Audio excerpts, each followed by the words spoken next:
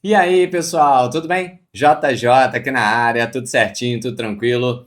Galerinha, vamos lá, vamos resolver mais uma questão, essa questão que envolve o nosso dia a dia, envolve, claro, a biologia. Vem comigo, já dá esse like, se inscreve, ativa o sininho, já dá essa moral aqui no canal, porque aqui, você sabe, resolução de qualidade, resumo de matéria é com JJ. Vamos que vamos, não vamos perder tempo, estamos falando do segundo exame de qualificação da UERJ de 2019. Lembrando que todos os exercícios, né, todas as questões que eu estou resolvendo desse exame de qualificação vai estar numa playlist chamada Gabarito UERJ 2019, segundo exame de qualificação. Assim como tem Gabarito UERJ 2019, primeiro exame de qualificação, dentre outros, pessoal, porque eu faço tudo para poder te ajudar. Então, poxa, dá uma olhada, tem tudo, cada playlist ali de uma resolução de um exame de qualificação, tá bem legal para você, beleza?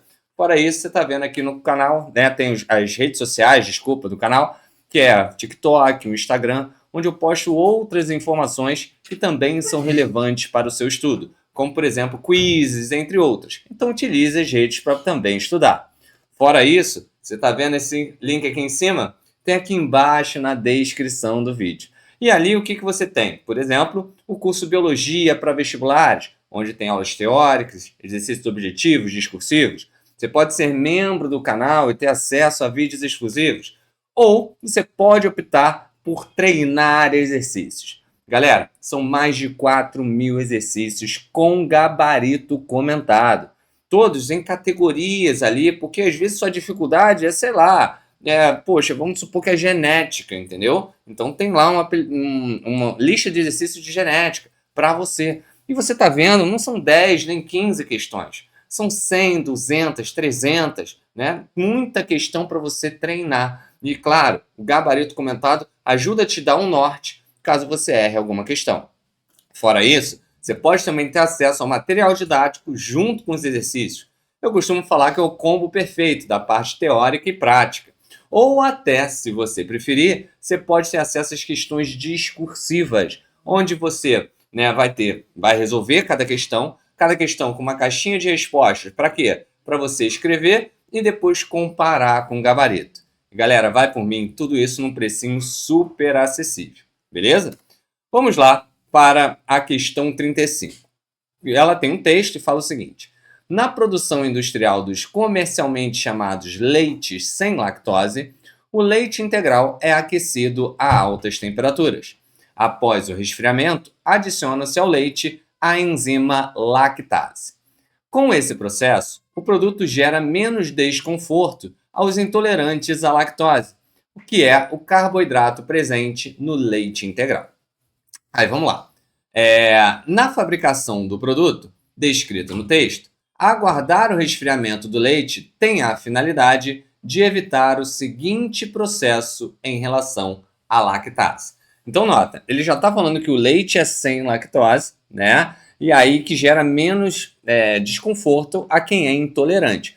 Poxa, vamos entender então quem é o intolerante? Vem comigo. Mas depois ele falou que, né, na fabricação, você aquece, né, a alta temperatura e depois deixa esfriar. Então, vamos falar desses dois processos. Começando com a intolerância à lactose. A intolerância à lactose se dá por seres que não têm a enzima lactase por algum motivo, beleza? Né? As causas podem ser várias, né? Essas três são as principais. Deficiência primária, ou seja, ao longo do envelhecimento, a gente vai diminuindo a quantidade de algumas enzimas, inclusive da lactase, que digere a lactose, beleza? E aí, por isso, né, algumas pessoas elas acabam não produzindo direito a lactase, acaba gerando esse desconforto.